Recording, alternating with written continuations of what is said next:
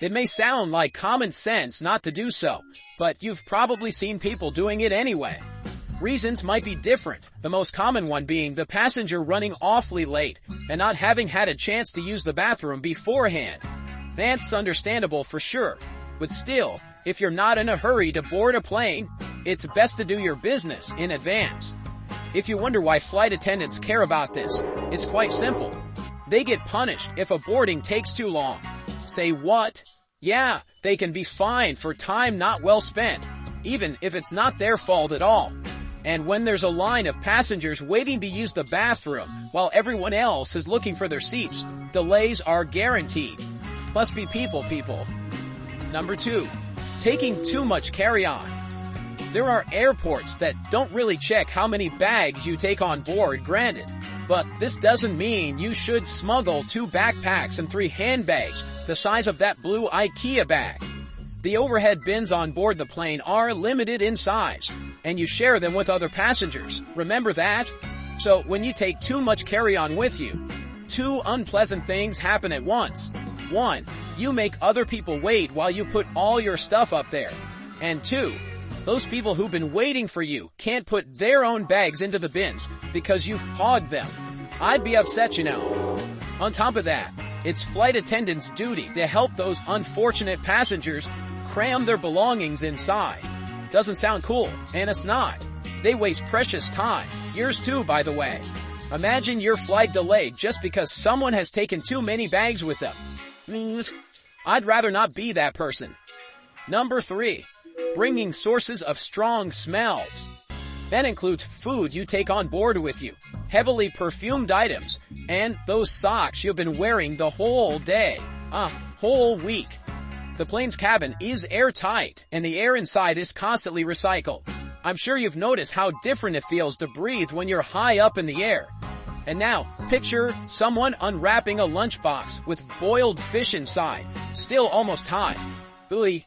The whole cabin will soon know that there's something fishy going on. Flight attendants are not an exception, and even more, they are working and will have to stay and get rid of the smell after the flight is over. Enough to ruin your day for good. But even pleasant smells can get on your nerves when there's just too much of them. That perfume piece of handmade soap you carry on board with you has a wonderful aroma, but only for the first few minutes. When it gets more intense, you'll probably get dirty looks from your fellow passengers, and your flight attendants might ask you to stash that fragrant thingy someplace safe, or just to step outside.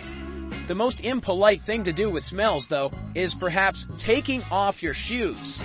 Oh, I know that feeling when you've just spent several long hours in the terminal, and then you're finally aboard and just itching to let your feet relax a bit. But hey, when you take your shoes off, everyone else has to smell them.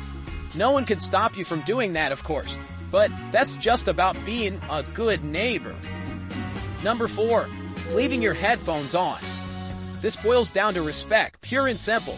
When a flight attendant approaches you to ask a question, it's polite to take off your headphones and pay them your full attention. With a simple gesture, you can make their day. It's always nice to feel you're not invisible to the passengers.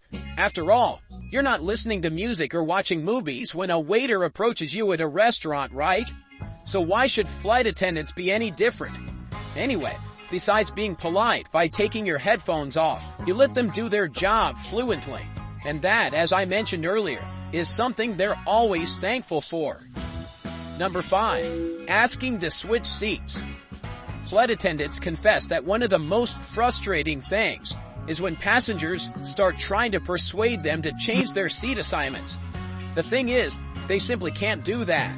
You have your seat assignment in your ticket and boarding pass, and changing it on the spot may create a mess.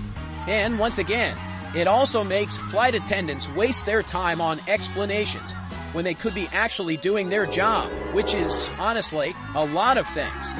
By the way, the key one of those things is ensuring your safety during the